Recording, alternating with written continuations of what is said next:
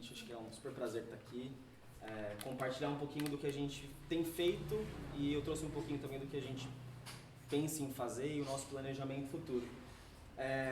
Bom, eu sou o Gabriel, sou da Santin Gelato Artesanal, sou formado em administração e em marketing, não sou da gastronomia, mas virei da gastronomia por uma questão de paixão mesmo. Minha família sempre revendeu sorvete, desde 95, quando a Tatiana nasceu, minha prima. E aí a gente sempre viveu disso, né? Então sempre foi um negócio que sustentou a família. E depois que eu me formei em marketing, voltei para Ubatuba, foi quando a gente começou a pensar em por que não produzir o nosso próprio sorvete, que faria mais sentido do que comprar uma indústria. Por alguns motivos, né? A gente teria controle de qualidade, teria controle da cadeia toda, teria controle de planejamento de marketing, campanha, financeiro, então a parte de pensar em margem de lucro é muito melhor quando você está produzindo o seu próprio produto. E aí começaram, enfim, alguns pensamentos do por que não fazer a nossa própria marca, né? Como eu tinha acabado de me formar, então eu acabei fazendo um plano de negócio um pouco mais robusto. Estudei a fundo os concorrentes todos, estudei a fundo tudo que existia aqui, o que não existia, o que a cidade sentia falta, e linkando tudo isso, o que faria sentido pra gente, né? O que a gente hoje chama de sustentável, na real, né? Então, o que isso daqui 10 anos vai ter feito sentido pra gente ter começado, né? Não só pensando na parte econômica, porque a parte econômica já estava dando certo, já tinha dado certo, então a gente já vivia há 20 e poucos anos do negócio. Enfim, e aí criamos a Santin, que é hoje uma sorveteria artesanal, natural. Existe uma diferença entre artesanal e natural. A gente é artesanal e natural. O artesanal está muito linkado à mão, artesão, fazer com a mão, com pouco uso de máquina, né, como a indústria. E o natural está linkado a um produto, a matéria-prima natural, né? Então vocês vão encontrar muitas gelaterias por aí dizendo que são artesanais e naturais, mas na verdade eles usam produtos químicos, industriais, misturam tudo à mão e eles falam que aquilo é artesanal. E aí vem tudo da indústria, com milhões de corantes. Quem teve a oportunidade de estar na FISPAL, que é a maior feira de alimentos e bebidas que acabou de acontecer no AMB, viu aquela montoeira de sorvetes coloridíssimos. E aí, claramente, lá não vem da natureza, naturalmente. Assim, muito difícil, né? Verde, azul, rosa, roxo. Aquilo lá, eles vendem como se fosse algo artesanal. Eles vendem um produto pronto, você mistura com leite, tira de uma máquina, põe numa vitrine e fala que é artesanal. O italiano está acostumado a fazer isso. O americano está acostumado a fazer isso, né? A gente tem grandes indústrias de sorvete. E isso não fazia sentido pra gente, porque já era o que estava acontecendo. Bom, e aí pensando em juntar tudo isso, a gente começou a pensar em talvez pequenas ações que fizessem mais sentido, né? A gente tinha um volume muito grande de potes de plástico, então a gente começou a pensar em ser um pouco mais sustentável, ou seja, como é que a gente é um pouco mais benéfico para Ubatuba, pensando no que seria, primeiro, mais rápido e fácil de resolver, né? Porque senão, é uma coisa muito comum de acontecer, a gente tem ideias mirabolantes e a gente nunca começa porque essas ideias são mirabolantes, são caras. Então, o que era fácil de resolver? O potinho de plástico. Pô, vamos procurar opções. Então, pensamos no potinho de papel. E aí a gente foi a fundo entender o potinho de papel, se fazia sentido, se não fazia sentido. Aí nisso surge o Breno, né? Então o Breno foi sempre o cara que eu perguntava se aqui dá para reciclar, não dá para reciclar. Breno, quem não conhece, é da Bumerangue. E ela é mãe dele. E aí eu mandava pra ele, isso aqui dá pra reciclar ou não dá? Porque quando a gente não entende, isso é uma coisa que a gente tem muito na nossa essência lá, a gente vai procurar ou alguém que entende mais que a gente ou realmente um especialista. Se eu não posso pagar um especialista, eu vou em quem ama Ubatuba e vai me ajudar. E o Breno falou, não, esse pote de papel ele tem uma camada de plástico dentro que a gente não consegue reciclar, isso aí não é nada sustentável. A indústria vende como biodegradável, mas a gente não sabe quanto tempo isso vai demorar para se biodegradar, então isso não é. E aí na época ele me mandou alguma coisa de potes de mandioca, mas ainda muito fora do valor viável para uma operação de uma sorveteria de Ubatuba. Mas ainda assim eu falei, puta, não vamos desistir, vamos entender se faz sentido ou se não faz, né? Comecei a conversar com a Joafre Mandioca e no começo eles estavam em teste ainda, isso faz 4 anos e meio. E aí, não sei o que aconteceu, que ele falou, vou te mandar uma leva de teste, você testa aí, vê se é bom, vê se você gosta, se faz sentido para você, e faz a conta final, vê se você consegue repassar esse valor. É mais ou menos isso que a gente está fazendo. A gente não vai conseguir reduzir nos próximos anos o valor, ele falou, já te adianto, tecnologia é uma tecnologia cara, a gente tem pouco volume, a gente não consegue produzir em massa, então ele vai ser caro pelos próximos anos. Então não fique esperando que a gente vai ter preço de indústria. A hora que ele mandou, que a gente viu o produto, em 7 dias o produto derrete e vira adubo, ele falou, nossa, não tem como não ser isso. Não tem como a gente usar um plástico de frente para o mar, na única praia, a princípio, não habitável de Ubatuba, né? A gente está aqui no Itaguá. Então, eu vou continuar contribuindo para esse negócio, né, ser desenfreado, ou a gente vai pensar num formato de, primeiro, ser referência, porque isso vai acabar alastrando e as pessoas vão querer usar, isso é normal, né? E que bom que isso acontece. Enfim, tínhamos 2 caminhos. E aí a gente optou pelo caminho que hoje a gente entende como o melhor caminho, que foi o caminho do pote, já foi mandioca. A gente reduziu no primeiro ano 20 toneladas de plástico. Então, o que a gente usava de plástico, a gente começou a usar de mandioca. Então, 28 toneladas de plástico, 20 toneladas de adubo, 100% biodegradável, orgânico, hoje continua ainda para o aterro, mas a gente sabe que ele vai se derreter 100%. Essa foi a nossa primeira ação, assim, nossa grande ação, que a gente entendeu que tinha um caminho. A segunda, acompanhado do pote, era a colher de madeira. Nossa, aquela colher horrível que você põe na boca e dá um negócio, né?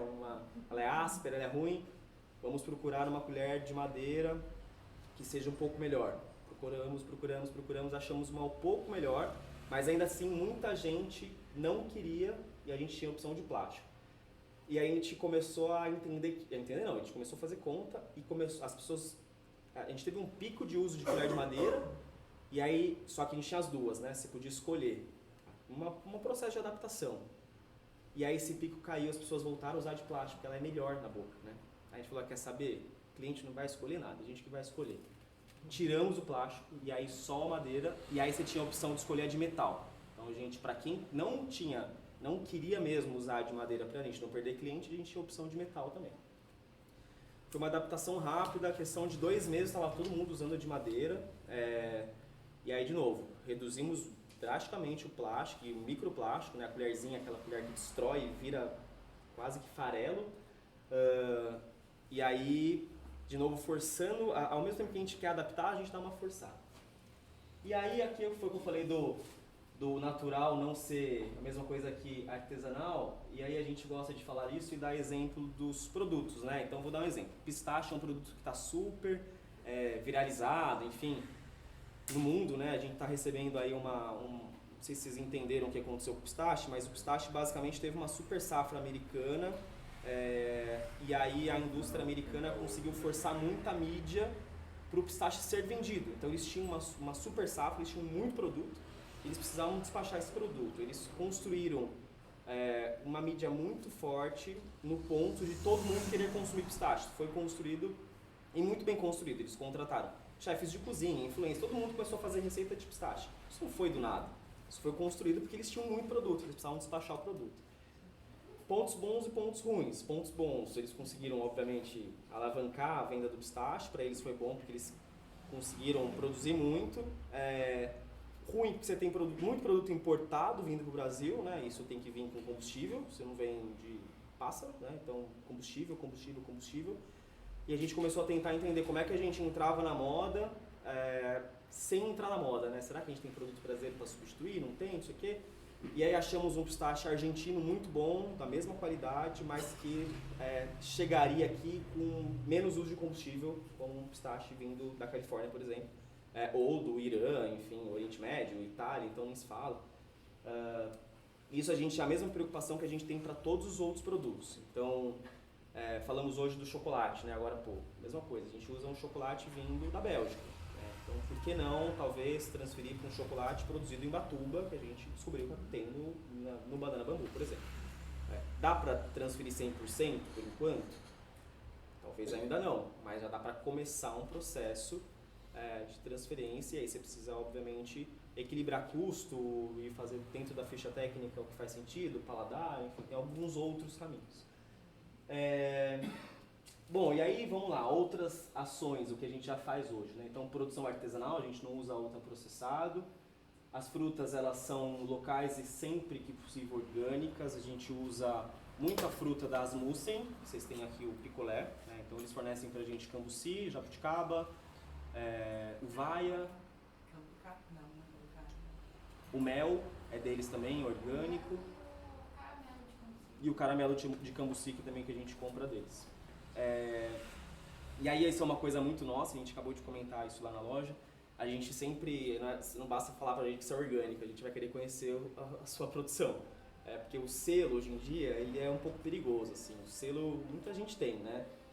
A gente teve agora também a Naturaltech, o selo do Eu Reciclo também, que a gente está tentando entender se faz sentido, se não faz.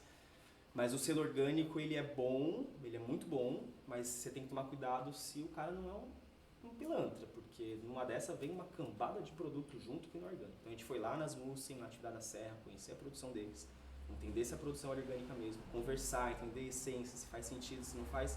E eles, eu acho que a gente nem chegou a cotar outros, né? Esse pra gente não faz sentido ver se tem outro mais barato, porque é tão boa a produção. E esse faz sentido a gente, se precisar, repassar, né? Então, e aí a gente vai entrar depois falar um pouquinho de marca, de branding, né? O valor que você agrega no teu produto e na sua marca, automaticamente o consumidor percebe isso. Ele sabe que ele está consumindo um produto bom, só que você precisa comunicar, né? Então, a mesma coisa você ajuda uma ONG. Tem gente que é contra você falar que você ajuda uma ONG. A gente é super a favor, porque a gente acha que isso estimula outros empresários a ajudarem também ONGs e entidades locais que precisam de apoio, enfim. Parcerias locais com agricultores da região. Aqui a gente já fez parceria geralmente com a galera da região norte, então Jussara, a gente sempre pega do sítio da Gabi, lá do Cambucá. Mesma coisa, fomos lá para conhecer a produção, né? Descarte consciente de todo o nosso material reciclável. O Breno é o que faz todo o beneficiamento, ele faz toda a retirada. Isso é uma parada muito simples também de fazer, né, gente? É separação do seu lixo reciclável. Nossa senhora, é muito simples, tipo, muito simples. E aí a gente fez um treinamento básico da equipe de entender qual que era a dificuldade que eles tinham. Porque no começo, a gente inaugurou lá há 4 anos e meio. No começo, a galera jogava tudo junto. Você coloca lá, reciclável e orgânico. Ia tudo no mesmo, qualquer um. Eles escolhiam, parecia uma coisa meio sorte, assim, hoje abre esse, joga esse, hoje abre esse. Aí a gente falou, caraca, não é possível que eles não conseguiam entender. Vamos entender o que está acontecendo. Aí chamamos todo mundo, qual que é a dificuldade de vocês? De todo mundo aqui dentro. Por que vocês não conseguem jogar o reciclável no reciclável e o orgânico no orgânico? Porque na pressa é melhor jogar, a gente escolhe. Esse negócio nada a ver, né? Você falou, tá bom, então é o seguinte, a gente vai criar um regimento... Oi? Ele tirou do NIT. Então a gente falou, seguinte, então a gente vai fazer treinamento, depois do treinamento a gente vai criar um regimento interno, e esse regimento interno, se você descumprir, você pode ser advertido, você pode ser mandado embora. E quem define é a gestão, e ponto final. Aqui dentro é assim, a gente tem um caminho de treinamento, não é que você está caindo no escuro. A gente vai falar, esse é o correto, você vai fazer desse formato. Se para você não fizer sentido, não faz sentido pra gente você estar aqui. É basicamente isso. A nossa gestão ela é muito transparente, muito direta, muito objetiva. E se não faz sentido você estar aqui por conta disso, legal, procure outro lugar. E eu acho que tem que ser assim, pra gente faz sentido isso. E aí o que aconteceu? A gente não mandou ninguém embora por isso. As pessoas entenderam que tinha que ser feito. E aí uma coisa que eles pediram foi para que a gente fosse um pouco mais visual. Então a gente colocou, olha, o que é orgânico? O orgânico é o pote de mandioca junto com o lixo orgânico, o resto de fruta. Então a gente deixou visualmente as plaquinhas. Vocês podem ver, as plaquinhas elas são todas visuais. Tem foto das coisas, tem imagem. Mesma coisa o reciclável, o que dá para reciclar, o que não dá. E aí a gente começou a separar e o Breno vai a cada, acho que dia sim, dia não, ele vai. Junto com essa leva, alguns clientes começaram a pedir pra gente pra deixar o lixo reciclável. Você leva, né? Faz um tempo já, né? Faz 1 ano e meio. Você vem da Maranduba pra cá, pra trazer o lixo. Mesmo quando eu morava em São Paulo ainda, a gente passava aqui. Deixava. Olha que loucura. Porque a gente não tem ponto para deixar, né? E aí hoje a gente tem a Coxia fazendo já um trajeto na cidade, mas ainda não é um trajeto certeiro, a gente não sabe se deixa, nego pega, rasga o saco, voa tudo, cachorro pega, vai pro chão e aí vai cair no rio, vai pro mar. Então a gente criou lá uma lixeirona grandona, aberta, você entra pelo estacionamento, para o seu carro, deixa o seu lixo reciclável lá, o bumerangue vai vir no outro dia e vai retirar. Só um serviço gratuito para a comunidade, você deixa lá, porque a gente entende que a gente cuidando do nosso bairro, da nossa cidade, isso é sustentável no longo prazo. Então, o sustentável para a gente é sempre pensar lá na frente, né? Então, será que o meu neto vai poder um dia nadar no Itaguá? A minha mãe falou que nadou, eu duvido um pouco, mas olhando assim, você duvida, né? Será que a gente vai ter essa oportunidade de um dia a gente poder ter isso aqui limpo, né? Ou enfim, as outras ainda estarão limpas, né? Então, quanto tempo isso vai aguentar lá na frente? As embalagens ecológicas são menos plástico, mais papel, no nosso caso mais mandioca. A gente usa na loja do shopping alguns plásticos, mas que a gente ainda está tentando fazer a transferência, que são os copos. Esses são muito difíceis ainda de transferir para um papel ou para um papel que seja... Que aí, de novo, converso com o Breno, o papel com plástico dentro, que é o que a galera fala que é sustentável, é pior do que o plástico em si que você consegue reciclar. Então, quando a gente quer ser sustentável na essência, é importante que a gente pesquise, pergunte para uma pessoa que tenha experiência mais do que a gente, conhecimento, né? Então, a gente sempre antes de tomar uma atitude de compra, de produto, de embalagem, a gente sempre pergunta para alguém que tenha mais experiência que a gente. Economia local, então contratação da galera local, enfim, e os fornecedores, a gente sempre tenta trabalhar com fornecedores locais. E os sorvetes base água, cada vez mais a gente está tentando ampliar o nosso cardápio. Hoje, dos 48 sabores que a gente fornece diariamente lá no nosso cardápio, 18 são base água, veganos, zero lactose, e a gente entende que a gente atende dois públicos. Primeiro, o público que é alérgico mesmo, que não pode, né, e tem pouca opção no mercado. E segundo, é o público que quer alguma coisa um pouco menos calórico, e eles são menos calóricos porque eles não têm o leite. Bom, tudo isso reflete o nosso compromisso mesmo, né, de verdade, assim, que a gente quer para a nossa cidade, para o futuro, que a gente entende que reflete nos nossos próprios concorrentes. E aí uma coisa engraçada, quando a gente fala do pote de mandioca, a gente foi o primeiro que trouxe, tal, a empresa ainda estava em desenvolvimento, em estudo, e aí a gente acabou virando amigo, eu e o Stelvio, que é o dono da empresa. E aí quando o primeiro um concorrente nosso foi comprar, ele falou, eu posso vender? Eu falei, não entendi. Ele falou, não, os caras querem comprar o pote igual, eles querem transferir todo. Eu falei, cara, não faz sentido, o nosso objetivo justamente é tomara que a cidade inteira compre. Eu falei, inclusive, aí já pensamos até mais alto, será que a gente não consegue tramitar já uma lei para ser obrigatório o pote de mandioca? Só que aí não tem, nem ele conseguiria atender, né? Mas pensando no geral, na cidade, seria incrível todo mundo usar, porque é um pote realmente muito bom. Bom, enfim, eles compraram, aí no final, quase todas as sorveterias hoje tem, mas a galera não usa. Então ele tem o papel e tem o outro, então ele tem 2, 3 opções. É um pote caro, a gente paga 80 centavos cada pote, né? 80 centavos. Um plástico hoje seria 4, 5 centavos. É muita diferença. O nosso sorvete é o sorvete mais barato da Orla. A gente vende a 143 o quilo, os nossos concorrentes vendem na faixa de 160, 170 o quilo. Então o cara me falar que não dá pra comprar o pó de mandioca, pra mim ele já caiu aí, porque pra mim é mentira. Ou ele tá fazendo uma gestão que em outro ponto tá custando alguma outra coisa e ele não tá conseguindo incluir.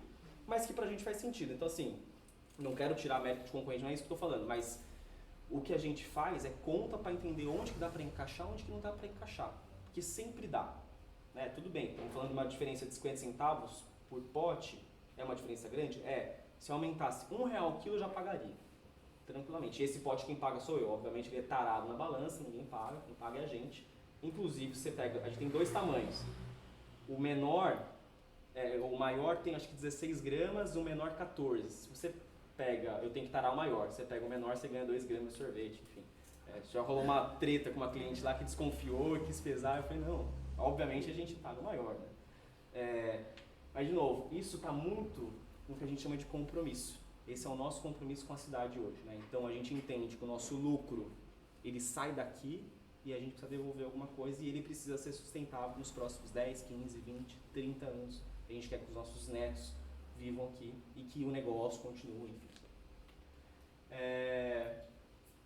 O que a gente chama de sustentabilidade invisível, né? Então o que acontece lá atrás, por exemplo, essa lixeira que a gente deixa disponível para as pessoas do bairro colocarem, e isso acaba estimulando outras pessoas. Chegou o ponto da gente quase desistir, tirar ela de lá, porque ela fica às vezes tumultuada, eu ligo pro Breno correndo, voar, porque num dia chega muita coisa, a gente fala, nossa senhora. E aí vem fralda, vem a casca da fruta, vem coisas que as pessoas acham que é reciclável, não sei porquê, mas não é, né? E aí em conversa com o Breno a gente entendeu que daria para testar mais um aninho e ver se a gente vai fazer separado tambor, enfim, mas a gente não quer tirar isso de lá. Agora a gente vai entrar numa obra grande e isso vai ter que ser organizado de uma forma diferente. Água, desperdício de água é uma coisa que a gente se preocupa muito, então agora a gente vai transferir a lavagem dos nossos equipamentos todas para a máquina, né? Então a agilidade da máquina e o consumo da máquina é muito mais inteligente do que o abre e fecha de uma torneira. O consumo de produto de limpeza da máquina é muito mais inteligente que o ser humano que aperta o detergente, sim, sabe? Que aperta e gasta tudo. Muito mais inteligente. Planejamento de produção para ter redução de sobra. Aqui tem 2 pontos que são legais a gente falar. Primeiro, o planejamento de produção total. Então, o sorvete só é produzido conforme demanda, né? Então, a gente sabe que a demanda da baixa temporada é menor. Então, a gente faz o planejamento de produção, o sorvete está fresco e a perda do sorvete é quase que inexistente, né? Não tem perda, é um produto congelado. Conforme ele vai saindo, a gente vai produzindo. Muito difícil a gente perder. Mas a gente começou a ter perdas muito grandes dos doces da confeitaria do shopping. Que o doce dura 2 ou 3 dias. O doce é muito fresco. A gente não usa nada de conservante, são só produtos naturais. E aí surgiu uma solução vinda de uma funcionária, da Isabela. Ela percebeu que a gente estava perdendo. E assim, não é que a gente jogava fora, a gente comia. Todo mundo comia. Aí chegou uma hora que a gente falou, caraca, talvez os funcionários estejam torcendo para não vender, porque sobra e a gente tem que comer, e os doces são muito bons. Falei, nossa, não é possível, né? E aí a Isabela, que está até de licença maternidade agora, trouxe uma solução que é o Food to Save. Não sei se vocês já viram, é um aplicativo, inclusive tem vários comércios aqui de Ubatuba. Ele já é mais baixado que o iFood. O Food to Save, indico vocês baixarem, porque lá quase todo dia tem doce nosso. Você paga 50% dos 50%. Não, mentira, você paga 50%, eu recebo 50% dos 50%, porque metade fica para o aplicativo, para custear o servidor, etc. A gente ganha quase que o CMV, às vezes um pouquinho menos, às vezes um pouquinho mais. A gente não perde produto, você consome um produto ainda dentro da validade e gostoso, né? Quer dizer, depende da loja, tô falando do nosso, tá? Tem loja que coloca o produto meio ruim já. Mas a ideia do aplicativo é você colocar no aplicativo que você não pode vender numa vitrine, por exemplo, ou na ponta final, porque ele já perdeu um pouco da qualidade original. Então, por exemplo, uma tortinha que a gente vende no shopping com uma massa sablé, que deveria estar crocante, talvez no aplicativo ela não esteja crocante, mas ela vai estar deliciosa, comível, dentro da validade, ela só não vai estar crocante. Então eu não posso te vender pelo preço original, mas eu posso te ofertar pela metade do preço. Pontos negativos do aplicativo, as sacolas são surpresas. Então você põe uma sacola no aplicativo de valor, se não me engano são 4 valores, 20, 60... 15, 45, 60 e 120. Acho que a de 120 a gente nunca colocou, né? Os 3 primeiros a gente usa. Então a gente junta aí 2, 3 produtos, coloca dentro desse aplicativo, você não sabe que tem, mas chega uma notificação para você e fala assim, ó, a Santinho tá com uma sacola de R$15. Quer comprar? Você compra, paga na hora, chega uma notificação na loja, fala, ó, a Eliane comprou aqui a sacola de R$15. Você tem até o final do expediente para retirar. Aquela sacola é sua, ela vai ficar lá reservada, você não sabe o que tem dentro. A gente acha que rola uma propina entre os funcionários lá, porque você manda no WhatsApp, pergunta o que tem, eles falam. A sacola sai muito rápido. Teve um dia que a gente soltou, 15 sacolas, foi questão de 10 minutos, vendeu todas. Teve gente, porque o cara compra uma vez, ele vê que é bom, no outro dia ele compra de novo, e todo dia meio que tem. Então assim... Você zerou... Eu zerei perda. 100%. Não perco mais nada. Eu recupero o meu CMV. O meu CMV é CMV, não tem CMO, então é só mercadoria mesmo, é o custo da mercadoria. Mas o que antes a gente comia, então a gente perdia 100%, né? E aí até o estímulo da galera mudou, porque eles entendem que é uma venda isso. Porque antes, quando eles estavam comendo, eles entendiam que estavam perdendo. Tanto é que foi uma solução que surgiu da Isabela, que é a vendedora do shopping. Ela que trouxe essa solução. Ela falou, pô, a gente tá perdendo muito produto. E é interessante que fideliza o cliente. Total. Não, tem um cara do Food to Save, tem um cara que só compra no Food to Save. E ele compra tudo, porque aí ele come tudo, porque você tem validades diferentes, né? Isso é uma coisa muito legal, assim. Isabela... É muito legal porque o Food to Save ele apoia também ONGs de comunidades carentes, que, enfim, crianças que não têm muito o que comer, então ele ainda ajuda, né? Destina uma parte do que a gente paga para eles, né? Para usar essa plataforma, ele destina para essas ONGs. Então, é um jeito da gente contribuir também, muito legal. Ele surgiu para isso, né? Ele surge para justamente tentar zerar a perda de mercado, grandes hortifrutis e tal. E aí o cara contou pra gente que ele falou, cara, quando a gente viu a Cacau Show, entrou em contato com a gente para colocar em todas as lojas do Brasil. Copenhague, Pão de Açúcar, Rio do Mate, em Batuba tem várias já.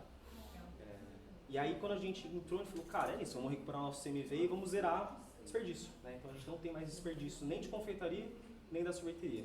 É muito legal que tipo, na Europa tem uns países hoje que para você abrir um restaurante, eles têm esse mesmo formato, né? Não chama Food to Save lá. Aí para você abrir um restaurante, você tem que ter o cadastro nesse aplicativo para você ter enfim, todo dia disponibilizar suas perdas para você não ter esse excesso, essas perdas. Então é bem legal. Porque a gente está falando de comida, né? Comida que foi produzida, alguém pode comer e que automaticamente iria pro lixo. Faz o menor sentido. Bom, treinamento da equipe, então treinar práticas sustentáveis, né? A gente, quando eles entendem isso, é uma coisa interessante. Quando eles entendem, você vê, a Isabela trouxe uma solução porque ela entendeu que fazia sentido pra gente zerar o desperdício. Porque fazia sentido para a marca, era um valor. Tudo isso está dentro do que a gente hoje chama de cultura, né? Então, a cultura que a gente está conseguindo criar ali dentro está cada vez mais fazendo sentido para a gente. Então, por isso que eu falei lá no começo, se a pessoa não entendeu que ela precisa separar o lixo ali dentro e ela vai levar muito tempo para atender, não faz sentido ela estar com a gente. Assim como não faz, para ela não faz sentido estar ali dentro também. Tipo, a gente precisa entender que essa transparência, e aí de novo, para a gente faz muito sentido dentro do negócio. Transparência, a comunicação um pouco mais direta e objetiva, de entender que, olha, o que você está fazendo aqui não é só vender um sorvete, é vender um sorvete artesanal, natural, que a gente está pensando lá na frente, que a gente está fazendo, por exemplo, hoje a gente paga 14º salário. É uma prática que a gente entendeu que dentro da nossa realidade fazia uma diferença, que para eles fazia uma diferença também, mas a gente entendeu deles, né? Então, a competição de saúde, a gente fez uma competição que você tinha que fazer 45 dias de treino direto, ganhava uma grana. Para eles fazia sentido. Pô, a gente teve a Elo, por exemplo, que tinha acabado de fazer a bariátrica, acho que se não me engano perdeu 30 quilos, ela faz esses 45 dias de exercício direto, vai correr agora no Nutrisport no domingo e mandou um áudio chorando, dizendo que a gente mudou a vida dela em 45 dias. Então imagina a mudança de vida dessa pessoa lá na frente. Né? Então tudo isso está dentro do que a gente chama de cultura e está dentro do que a gente chama de sustentabilidade, porque, de novo, pensando daqui 10 anos, né? Quanto isso impacta hoje na vida das pessoas, pensando em 10 anos. Quantos funcionários? A gente tem hoje 35 diretos, mais uns 10 indiretos, que aí são os prestadores de serviço, né? Marketing, limpeza de equipamento, mas que são pessoas fixas também. Peritização, todos esses prestadores que a gente paga com contrato, a gente deve ter mais uns 10. Então, 45 pessoas, mais ou menos. Bom, então aqui respeito e valorização. Esses dias eu tive uma conversa com um dos meninos que a gente estava falando sobre rota, logística e tal, e aí ele estava um pouco incomodado e aí falamos de respeito, foi uma coisa que engraçada, que me chamou a atenção. Ele falou assim, uma hora eu vou perder a paciência, vou perder o respeito. Eu falei, ô louco, como assim? Eu falei, não é pra chegar nesse ponto, pô. Não, e aí ele estava preocupado em perder o respeito com alguém da gestão, né? Tipo, alguém acima dele, uma liderança. Aí eu falei, não, vamos voltar atrás, o respeito aí não pode perder pra ninguém, não é que é o cara só que tá acima, o cara que tá abaixo também, né? E aí ele deu uma chacoalhada assim, a gente voltou, entendeu? E eles respeitam muito todos os sentidos, assim, os equipamentos são detalhadamente, a gente tem nutricionista que passa semanalmente, ela chega de surpresa lá, como se fosse uma auditoria, mas que a gente banca, né? Então uma auditoria interna. Ela chega de surpresa, ela caça problema. Nossa senhora, é o terror da galera, né? Porque ela vai, ela olha e ela faz assim, ela bate uma foto e manda um relatório. Tá com pó a prateleira. Pô, o que a gente fez ontem? A gente mudou a organização, ela achou uma etiqueta colada errada e a etiqueta estava vencida. A etiqueta não era daquele produto, a etiqueta estava colada errada.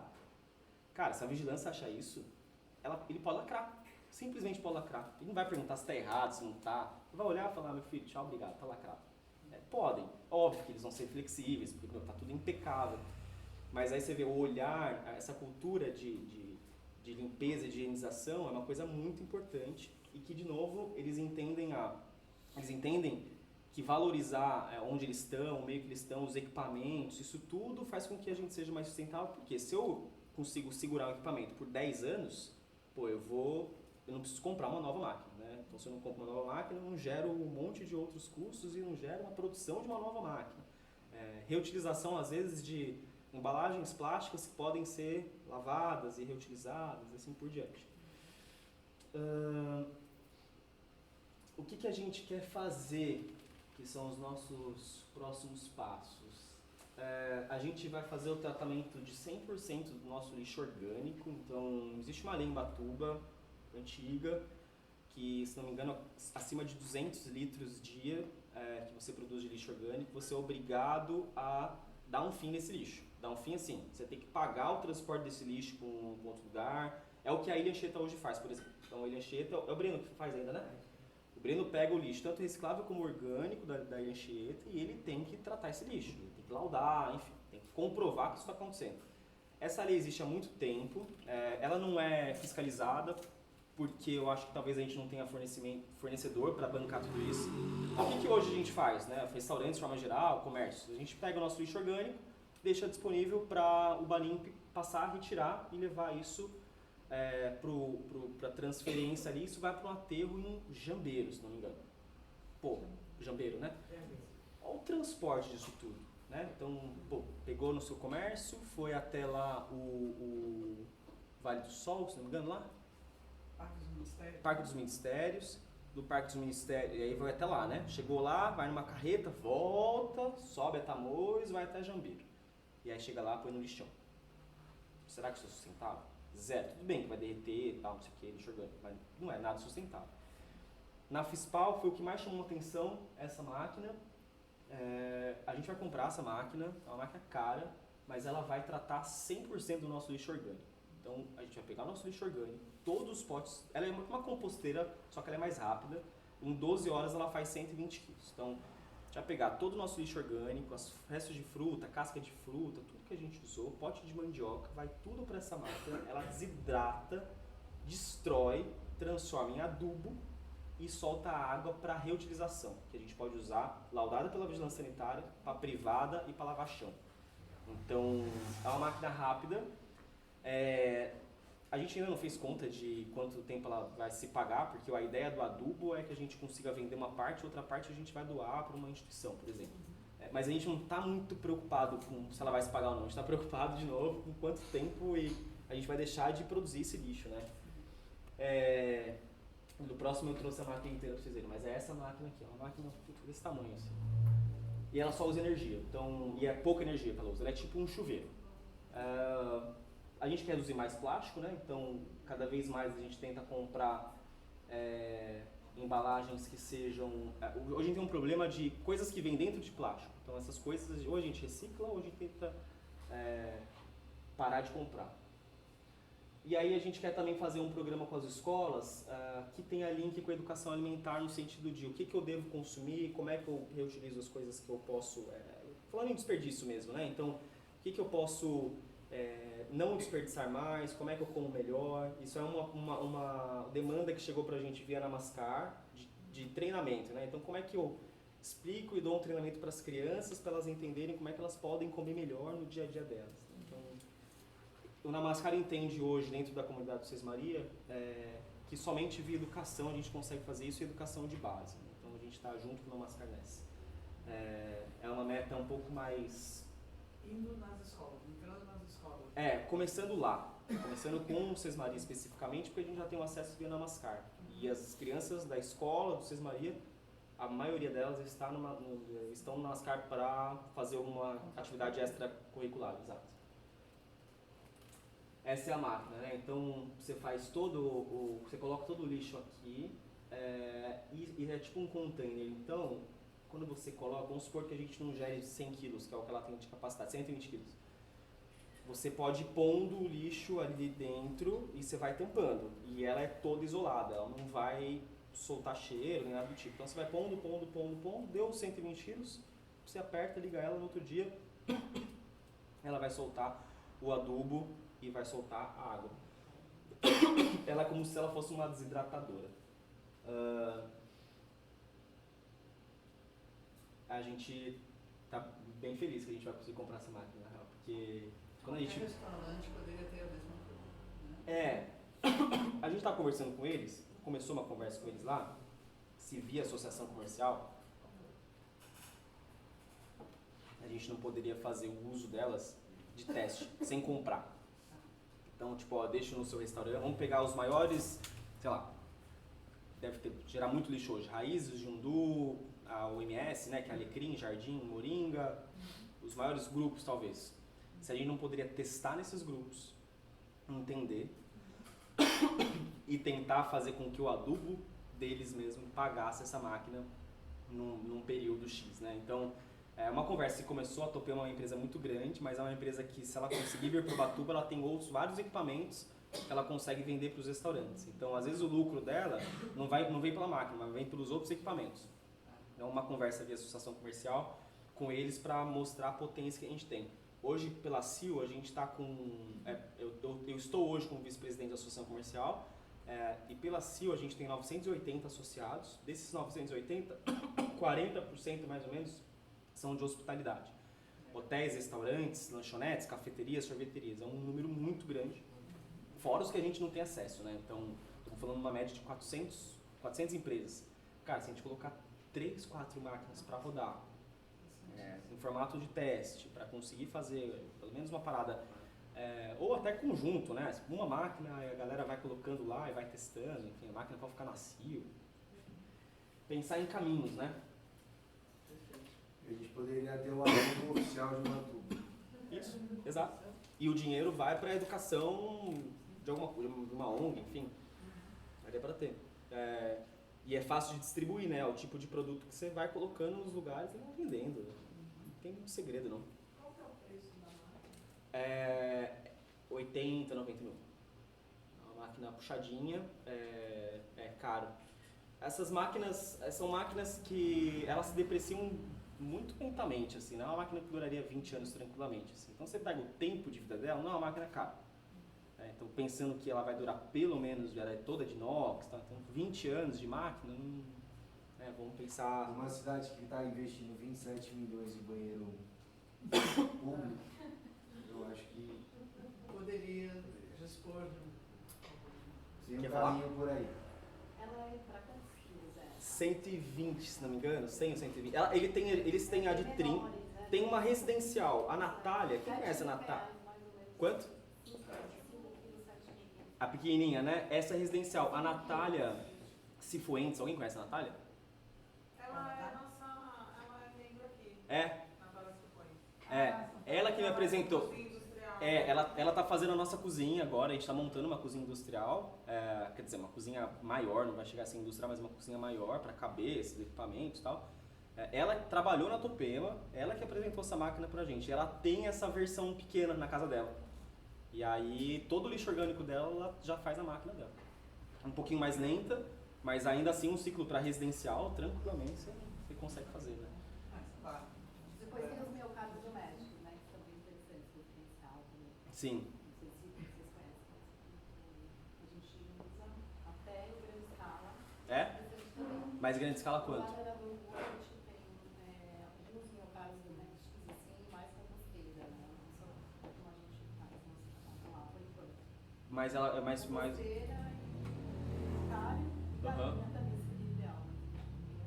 E você tem soluções... São várias, né? São várias miocardios juntos, assim, tipo, um do lado do outro. Eu tive no Félix, cadê o... Pedro. Foi bom? Eu estou procurando por ele. Tá testando. Tinha uma reunião. Eu tive com ele no Félix ano passado. Eles têm lá um projeto bem legal também, que é uma composteira gigantesca que tudo vai para lá, eu acho, se não me engano, né? Sim, existem soluções, né? Então não precisamos comprar uma máquina. A máquina é super eficiente.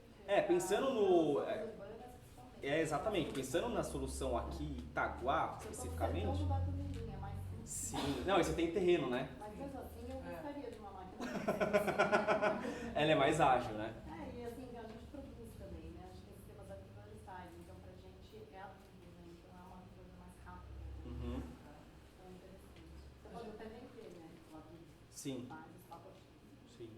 Mas acho bem isso que você Mas falou, né? jardinagem, Possibilidades jardinagem. e diversidade de formas A, né? A gente está testando uma dessas composteiras do Pedro aqui, com os resíduos Aqui? do café. Aqui no fundo. Uhum. Uma pequena de madeira, mas ela não é um minhocário, né?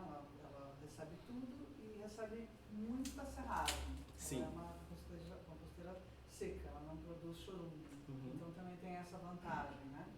Ela produz um composto mais seco, mais Uhum. fácil de você destinar, porque também não tem esse outro resíduo líquido. Sim. Então o que vai acontecer também aqui pode ser uma outra alternativa Sim. menos dispendiosa para estabelecimentos menores, que produzem um Sim. volume tão grande. Se a gente conseguir viabilizar uma de teste grande, por exemplo, para deixar na CIO, a gente pode testar com os menores mesmo, né? É só aí o que a gente vai precisar é força de vontade da galera levar para um lugar que seja comum, né? Igual a gente tem a lixeira ali dos recicláveis, a gente ter um lugar para a gente ter um encontro desse Tem material. pontos, né? Seria ideal para ter distribuição de Ah, todos sim, os sim. pontos. Seria incrível. Como né? você faz ali, Uhum. iniciativa própria, a gente ter ecopontos na Sim. cidade distribuídos. E o adubo pode vir como se fosse uma coisa da cidade mesmo, né? E ser reverter, enfim, financeiramente para a cidade. Sim. Essa é uma pergunta que a gente às vezes faz, né? Então, se o seu negócio desaparecesse amanhã, o mundo sentiria falta dele? A gente dá o exemplo do pote de mandioca é um exemplo que pra gente hoje ele foi fácil de ser resolvido, apesar de a gente ter tido que fazer muita conta, né? Para chegar nesse, você pega a diferença é muito gritante ainda. E esses 80 centavos a gente paga desde o começo. Não baixa esse preço, né? Pelo contrário, às vezes aumenta, oscila ele, segura pra gente, porque a gente tem um volume hoje muito maior do que a gente tinha há 4 anos e meio atrás, né? Mas é isso. Será que a gente colocar de novo 20 toneladas de plástico, né, para rodar de novo é melhor ou pior do que o mandioca que vai 100% derreter e virar adubo, né? Então, o quanto a gente é sustentável hoje dentro da nossa comunidade, e aí, de novo, não é mundo, né? Vamos pensar aqui, vamos pensar na nossa realidade, no nosso bairro, na nossa comunidade, o quanto a gente faz diferença aqui. É isso que a gente está pensando ali. Então, eu posso disponibilizar uma parte do meu estacionamento para a galera do bairro, ou às vezes na Maranduba, trazer? Posso. Então, beleza. Então, vai perder uma vaga de carro. Nossa, e tem, né? E o impacto disso tudo, né? Então, são coisas sempre que a gente vai pensando. Uma coisa simples, a placa solar. A gente não consegue colocar porque tem espaço. Né? Então, agora vamos ter um espaço maior de telhado, vamos conseguir colocar. Então, são várias açõezinhas que a gente vai testando, mas a gente gosta de começar pela que dá. Então, a máquina não dá para comprar agora. Beleza, mas talvez o ano que vem vai dar. Vamos conversar, vamos negociar, vamos testar. Uma hora dá, né? Então, começar pelo que a gente consegue. As marcas com propósito, elas geram valor além do produto. A gente tem um compromisso com a sustentabilidade. A gente tendo, né, o nosso compromisso também nos diferencia, nos conecta com o público. A gente tem clientes que deixam claro que vão lá por conta do pote de mandioca. Fico até preocupado se o sorvete é ruim, né? Porque o cara fala, não, é só pelo pote. Mas eu acho que essa parada do valor faz muito sentido pra gente. Ele entende que a gente realmente está preocupado em entregar um negócio diferente. Não é marketing, não é comunicação. A gente comunica porque a gente entende que isso impacta nos outros negócios e as pessoas precisam saber que existem soluções. Mas não é a gente não faz para comunicar, a gente comunica o que a gente faz, é diferente, né? Então, mesma coisa, a gente ajuda o Namascar desde a pandemia. A gente fez uma puta de uma campanha, a gente conseguiu 1,5 toneladas por dia, eu acho, de alimento na frente da sorveteria, você lembra? A gente fez o drive-thru solidário, uma das maiores campanhas que a gente fez. Aí, eu ouvi muito, tá fazendo pra marketing, cara, não. Contrário, eu dava aula de inglês lá no Cismaria, né? A gente está preocupado com a comunidade, as pessoas não tinham o que comer, cara. E aí, olha que loucura, quando a gente fez a arrecadação, foi a primeira grande campanha que a gente fez para o Namascar. A gente começou a distribuir cesta básica. Sabe qual era a demanda das pessoas? as pessoas não tinham gás para fazer a comida. O que adiantava levar a cesta básica se não tinha dinheiro para comprar o gás na pandemia? Aí a gente correu para os grandes, chegamos no Raiz, no Jundu, falou, meu filho, agora é a hora de você ajudar. Então toma aqui a comida, faça a marmita com o seu gás e a gente vai distribuir marmita. E aí os caras não pensaram duas vezes. O Gil deu um caminhão de peixe, além de porque a gente não conseguia a proteína, né? O Gil falou, não, fica tranquilo, a gente vai fazer, a gente vai colocar o peixe ainda. E o Raiz colocou a carne. A gente levava tudo, eles faziam as marmitas, a gente distribuía no Sesmaria. Foi a pandemia inteira assim. E depois a gente conseguiu montar uma cozinha dentro da Mascar para fazer a comida lá, e aí as próprias mães ajudavam a cozinhar, distribuíam no bairro e todo mundo se ajudava. Por quê? Porque a gente entendia que, a comunidade precisava de um apoio, não tinha o que fazer. Não tinha, ninguém sabia o que ia acontecer, né? É essa a realidade, né? Então quem podia ajudar com um pouquinho, 1 quilo, 2 quilos e tal, ajudava. Então, se o seu negócio desaparecesse amanhã, será que alguém sentiria falta? Ou não? E aí aqui algumas dicas para quem quer começar do comecinho, né? Pouquinho. Então, escolher um fornecedor local, apoiar a economia daqui da região, de Ubatuba. A gente tem muito produtor aqui de várias coisas, né? Então, não só aqui, mas Taubaté, São Luís, Natividade, Lagoinha, Caraguá. Reduzir a embalagem, então você pode começar por um modelo, você não precisa fazer uma reviravolta, né? Então, não consigo trocar o copo. Ok, troca o potinho, troca o papelzinho, troca o garfinho, troca alguma coisinha, você vai conseguir.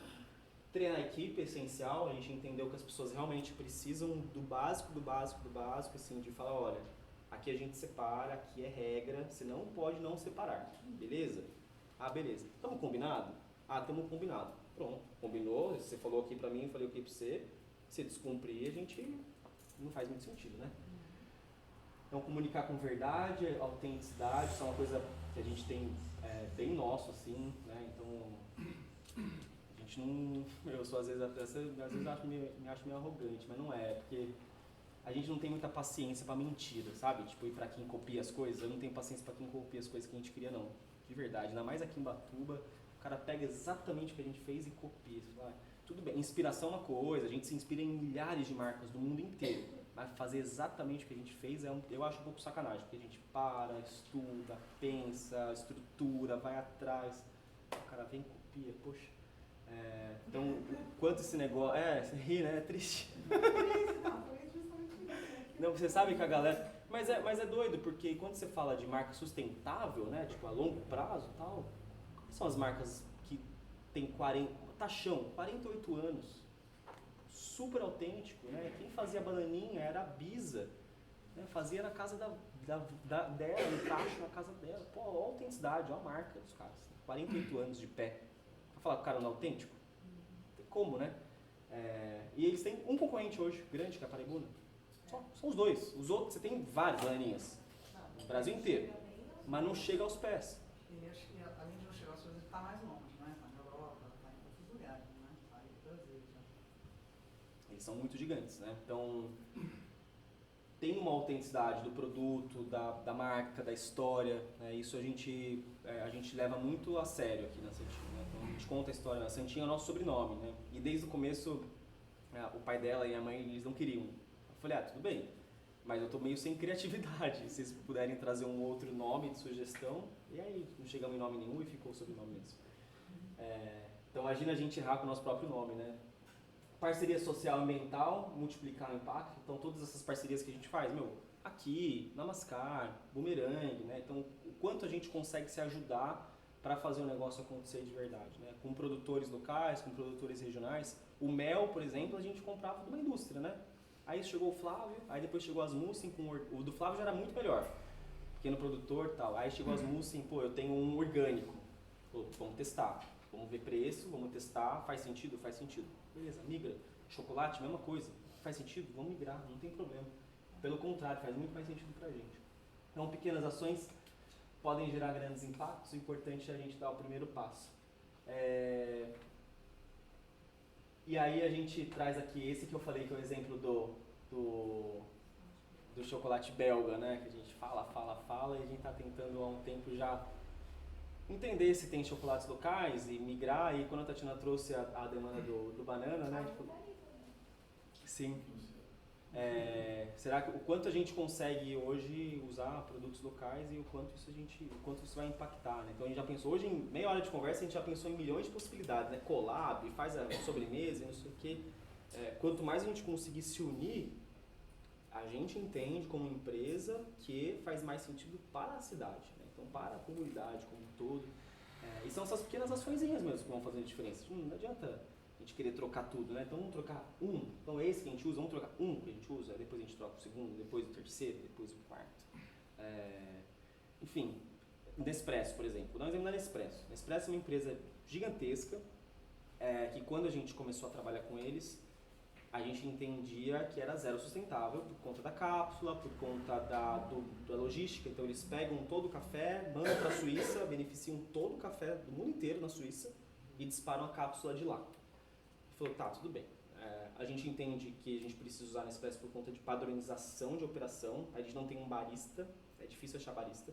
Então queremos um café padrão, tal, não sei o quê, mas a gente precisa entender quem é a Nespresso. Vamos entender quais são as práticas, quais são os selos, esses selos todos que eles têm são reais. Pedimos para visitar uma das fazendas que eles compram no Brasil. Fomos até São Sebastião da Grama, passamos 2 dias lá, entendemos o processo todo.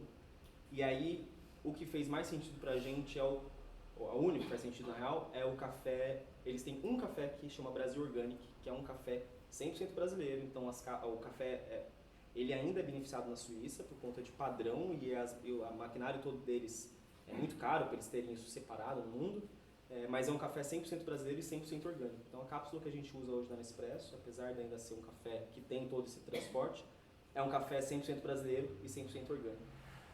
Esse é um tipo de como que a gente se adapta dentro de uma empresa que ainda é gigantesca, mas ainda consegue ter uma opção um pouquinho melhor. E a gente quer mudar, obviamente, para um café local e tal, mas isso eu tenho que adaptar um pouquinho na operação, porque a facilidade da operação com a cápsula ainda é um ponto que pra gente faz um pouco de diferença.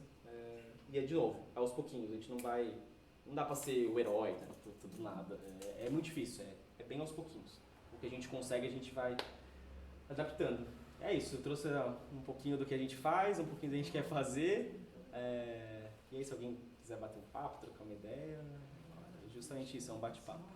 Eu queria que você falasse um pouquinho sobre a questão do marketing, né? É uma empresa familiar, né? Você contou, e você veio com algumas, modificando, trazendo outra visão para aquele negócio da sua família. Como você trabalhou a questão da marca, o branding, a marca? O que foi, assim, você disse que fez pesquisas e tal, estudo, plano de negócio, eu fiz uma pesquisa assim, a marca ela sempre existia, chamava Porto Ice antigamente, ela abriu em 95, era uma revenda da Kibon.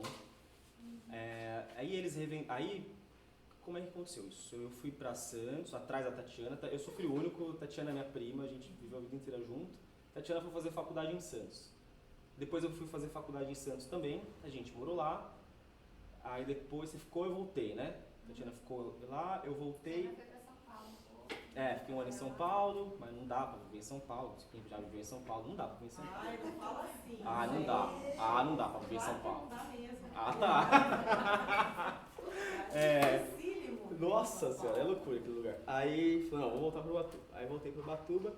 Quando eu voltei pra cá, a minha cabeça estava muito fresca no sentido de eu tinha feito marketing, eu estava trabalhando numa agência lá. E era uma agência que trabalhava com grandes marcas. Eu trabalhava com Itaipava, com Visa, com TNT, todo o grupo Itaipava, na verdade, Petrópolis, né? E aí eu tava, fervendo ideia, né? Fervendo marketing, assim, tipo, coisas que a gente fazia muito grandes. E eu olhava para a marca que já existia da Porto Ice e falava, putz, como é que a gente vai conseguir inovar dentro de um mercado que cada vez mais está caminhando por uma linha artesanal, sendo que eles revendiam que bom. Falei, putz, ou a gente vai comprar de uma marca artesanal ou a gente vai produzir. Esse foi o primeiro pensamento. E aí, básico da faculdade, né? Análise SWOT. Então, fraquezas, forças, oportunidades e ameaças. Você coloca tudo lá e entende os concorrentes. Coloquei todos os concorrentes. Todo mundo que vendia doce, sobremesa, sorvete, fiz tudo isso dentro do nosso raio centro urbano aqui, Periquiaçu, centro, Itaguá, Praia Grande. E aí eu entendi que os lugares tinham um atendimento mediano, Então faltava uma coisa mais calorosa, faltava uma presença de marca mais calorosa, mas tinha um produto que as pessoas gostavam, tal, não sei o que, mas sempre assim, sabe? Tipo, uma coisa meio morna. E tinha coisas ruins, tipo, tinha atendimento ruim, tinha experiência ruim, sabe? Muita reclamação. Então eu falei, ó, isso aqui a gente não pode errar. As pessoas estão se preocupando com atendimento, a gente não pode errar atendimento. Não é uma coisa muito difícil de fazer. Mas você pega um treinamento, pô, você treinar a tua equipe a cada 2 meses, não é possível que sua equipe não vai pegar. Só que assim, tem que treinar. Não vai, né? Não tem joga água, o cara tá treinado. Não é assim, né? Você tem que treinar. Produto. Então temos que ter um produto muito bom. Então fui atrás de fazer um produto muito bom. E aí eu fui me especializar em sorvete, porque eu falei, cara, eu quero aprender para entender se faz sentido, se não faz, se eu vou... Porque é igual o barista. Eu não sei tirar um café hoje, legal. Eu sei que eu vou ter que estudar para isso. Se eu contratar um barista hoje, se ele faltar hoje, eu não tiro um café igual ele. Então eu vou ficar dependendo dele. Né? Se eu vou contratar um sorveteiro, eu vou ficar dependendo dele. Eu vou entender como é que faz o sorvete. Fui entender como é que faz o sorvete. Fiz vários cursos. E o curso que eu mais me identifiquei foi o do Francisco Santana, que trabalhava somente com produtos naturais. Então eu cheguei a fazer alguns em algumas indústrias, que os caras te empurram o próprio produto deles. E aí o do Francisco era um produto 100% natural. Então ele ensinava a fazer com fruta, de verdade, com açúcar, com leite, creme de leite e água no máximo. 5 ingredientes, acabou. E aí o outro tinha feito com 18 ingredientes. Falei, caraca, que diferença, não é possível. E aí juntando tudo isso, a gente entendeu que a gente conseguiria fazer o nosso próprio produto. E a gente começou a fazer teste, e aí veio a ideia de fazer a marca nova para se desprender da revenda, né? Então veio linkado a isso, paralelo a isso veio a reforma do ponto, a construção, a concepção de uma marca, que o principal ponto era a autenticidade, porque a gente ia vender um produto por quilo, onde as sorveterias por quilo todas eram facetadas como produtos ruins, então sorvete por quilo era olhado, sorvete por quilo é ruim, sabe? Aquele sorvete largado, tá há meses ali jogado, não tem um cuidado com o produto. E aí a nossa preocupação, só que eu era contra o quilo, tá? Minha mãe e meu tio eram a favor do quilo, eu era contra. Na minha cabeça a gente tinha que seguir uma linha italiana, com vitrine e tal, não sei o quê. Mas entendendo o lado deles, do tipo, olha, a gente tá há 20 e poucos anos no quilo, a gente topa se for o quilo. E aí eu não tinha muito, era 2 contra 1 e o dinheiro era todo deles, eu não tinha 1 centavo no bolso. Você já estava revolucionando todo o resto. Vou dar mudando tudo, ainda quer mudar o quilo também. E aí, falei, beleza, vamos testar o quilo. O que a gente fez para tentar trazer mais credibilidade para uma marca que era nova, ia vender um gelato por quilo, que ninguém conhecia muito bem o que era o quilo, né, um produto bom no quilo. Então, aí o que a gente fez? A gente fez a cozinha de vidro. A gente falou, cara, para tentar dar uma quebrada, vamos testar, deixar o mais transparente possível. Então, rede social, mostrando 100% do processo. Se você pegar a minha rede social pessoal, desde o primeiro dia desde os dias antes da gente abrir, eu postava 100% do meu dia lá. Então eu chegava às 6 da manhã, o sol nascendo, eu começando a fazer sorvete, produto chegando, eu negociando com o fornecedor, eu indo para o atendimento, eu fazendo contagem de estoque, tudo, mostrava meu dia inteirinho. Isso foi trazendo um pouco de credibilidade, transparência para o que era a empresa e não tinha como mentir, tipo, a pessoa... Eu tava dentro do vidro ali, é um tipo aquário, né? Você vê, a pessoa me viu o dia inteiro, não tinha como. A virada de chave foi a audiência, né? Então as pessoas viam o que a rede social estava trazendo, chegava lá, provava o sorvete e falava, pô, realmente é gostoso. Né? Então ele tá fazendo o que ele tá mostrando, ele tá se afirmando no produto. E assim, é paladar, né? Tem gente que gosta, tem gente que não gosta.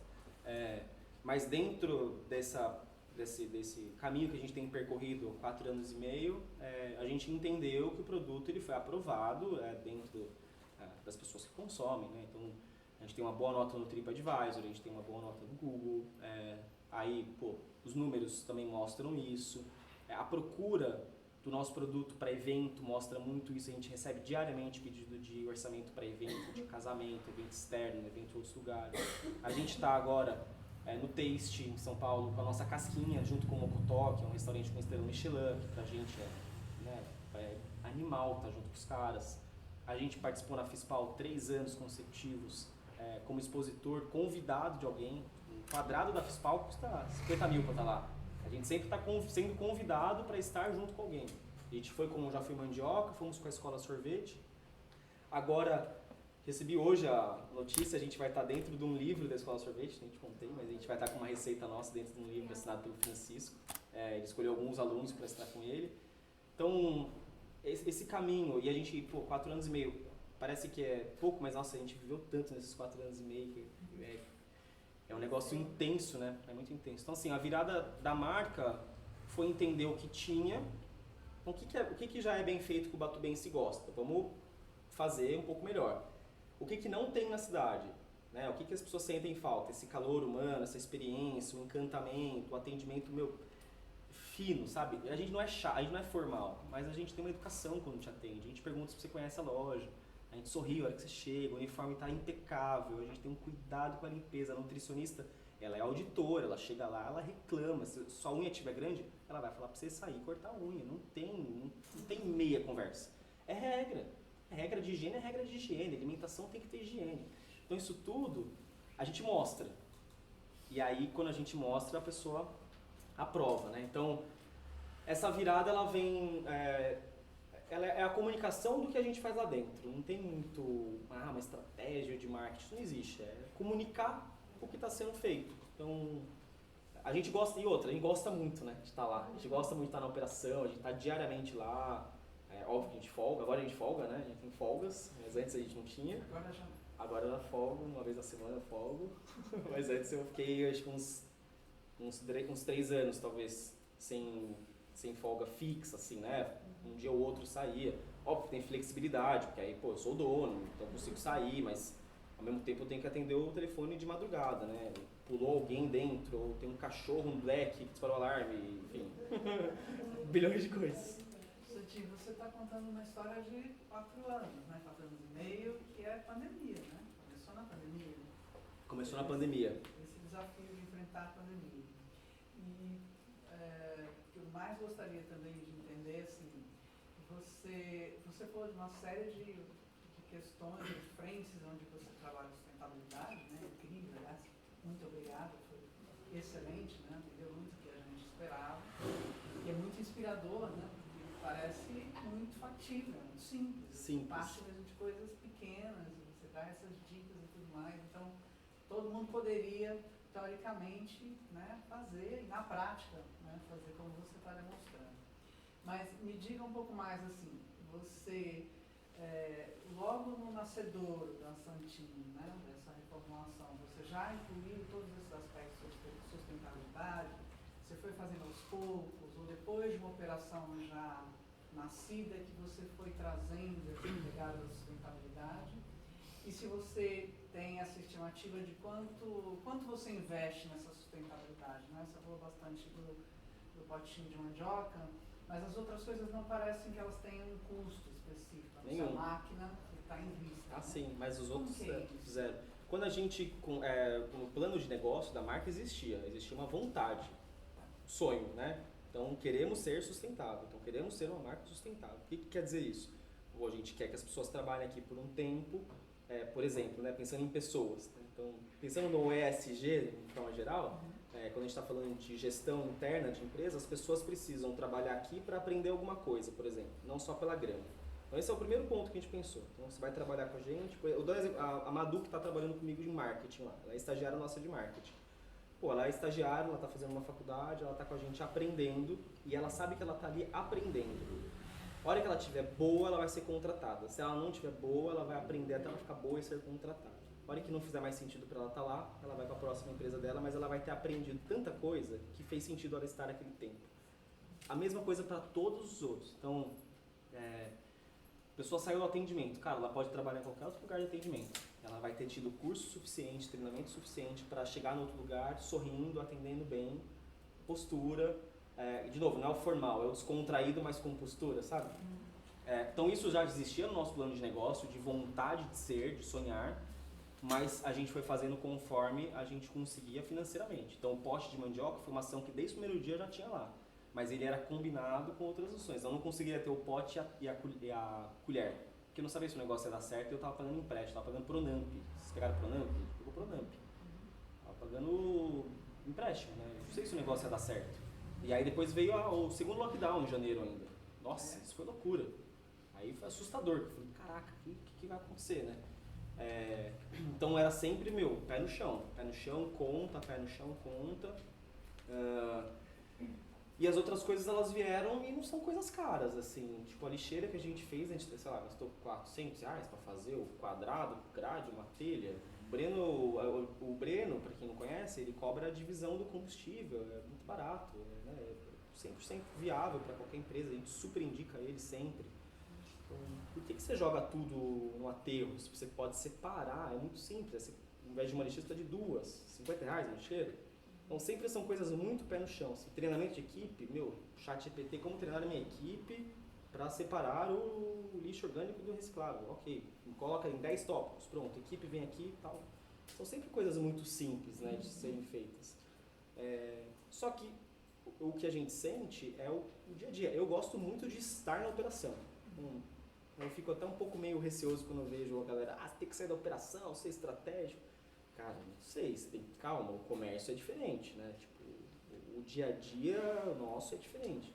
Bem, empresas big, ok, mas assim, a nossa realidade, até 100, 150, 200 funcionários, talvez você tenha que estar na operação sim por um bom tempo, até você estar muito redondo. Porque o cara pode, por exemplo, jogar um pote de plástico no lixo orgânico. Se a sua liderança não tiver afiada, treinada para falar, olha, isso aqui não pode ser feito, aquilo vai passar. Aquilo passou uma vez, passou duas, passou três, já é. Rompeu a cultura toda que você criou. E aí, esquece, você voltar de novo, todo o treinamento. Então, é uma coisa que a gente entende como como se fosse a reciclagem, né? Então, o curso ele tem que ser reciclado, o treinamento ele tem que ser reciclado, você tem que diariamente reforçar suas ações nas suas atitudes, né? Então, não adianta nada eu falar, mas aí eu jogo a garrafa para fora do carro, né? E esse treinamento você promove, você contrata? Sim, não, sempre muito simples, assim, é no dia a dia. A gente tem treinamentos anuais, são sempre 2 anuais, né? Então 1 por semestre, que é um treinamentão que a gente traz a nutricionista para falar sobre higiene geral, né, segurança alimentar. Nesse último que a gente fez, a gente trouxe a nutricionista para falar sobre saúde mesmo, então como é que eu como melhor, qual o impacto do exercício físico no meu dia a dia. Por que me exercitar quase que diariamente, né? O quanto isso impacta no futuro, na minha vida no futuro. E aí nisso eu trago um conglomerado, um dia inteiro a gente fecha. São 2 dias que a gente fecha a loja no ano. Os 2 dias para treinamento, 3 dias, tem o dia da confraternização. 2 dias treinamento e o terceiro dia confra. Esses 2 dias de treinamento são treinamentos semestrais mais pesados. Aí a gente tem treinamentos, por exemplo, a liderança, ok, aí sai só a liderança, mas a gente não fecha e faz uma integração, né? Então são sempre treinamentos simples. A gente contrata coisas específicas. Então, comunicação eu contrato sempre, porque a comunicação ela precisa ser trabalhada de forma geral, assim, comunicação interna, o lance do respeito, de como eu me comunico, o obrigado, por favor, precisa ser dito o tempo todo, olha, entendeu? Trata bem a sua galera, o seu pai, enfim. Então isso a gente sempre mantém sempre muito aquecido ali dentro e a gente faz uma gestão muito horizontal, assim, todo mundo tem acesso a todo mundo, não é verticalizado, são 35 pessoas, parece que é muito, mas não é assim, a gente se vê todo mundo todo dia, né? E a gente tem as lideranças por setor, então tem o líder de produção, ele que é o responsável por exemplo, cuidar de toda a parte de gestão da produção, das pessoas, né, do desperdício. Então, aí tem a liderança do shopping, que é uma loja específica, a liderança do atendimento da manhã, uma líder de noite. Então, isso tudo a gente tem a líder de confeitaria. Isso tudo a gente vai trabalhando aos pouquinhos. Então, os líderes a gente se comunica quase que diariamente. Não, diariamente a gente se comunica. Mas o resto da galera é no dia a dia mesmo. Então, as nossas ações, eu acho que dizem muito sobre a própria equipe. Eles sentem que a gente está preocupado com tudo. Assim como a gente gosta, sei lá, pet, a gente ama pet, né? Então, a gente tem lá o espacinho da água e tal. Eles sabem que a gente gosta, então eles acabam tratando bem também, né? Se tem um ali que não gosta, ele jamais vai tratar mal um cachorro na nossa frente. Jamais. Né? Eles sabem que a gente gosta e aí isso faz parte também da nossa cultura.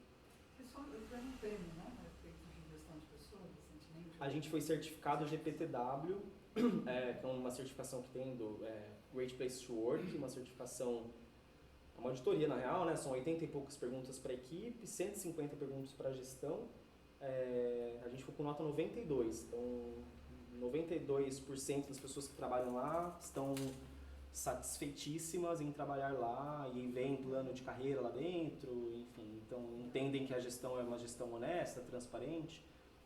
Se não me engano, a gente ou a atmosfera só tem em Ubatuba, alguma coisa assim.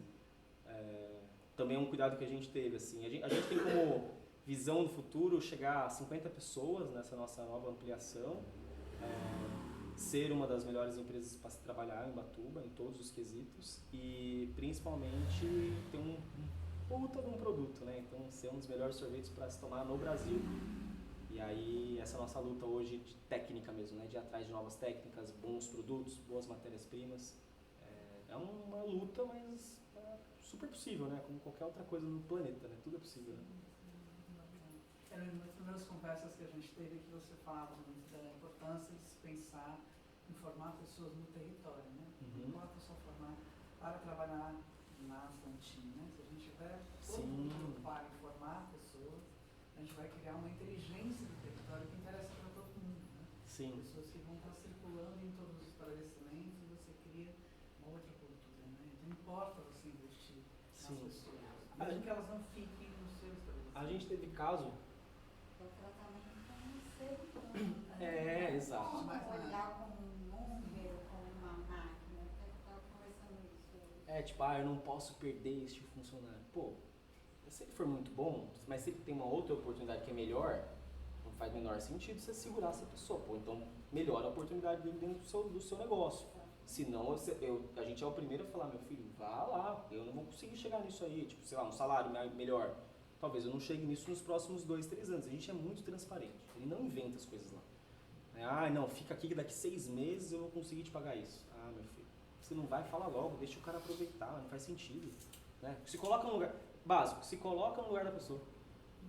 Simples assim. Né? Então, isso é uma coisa que eu acho que a gente foi aprendendo ao longo dos lugares que a gente passou também. Né? Tipo, eu tive ótimos, maravilhosos chefes a minha vida inteira.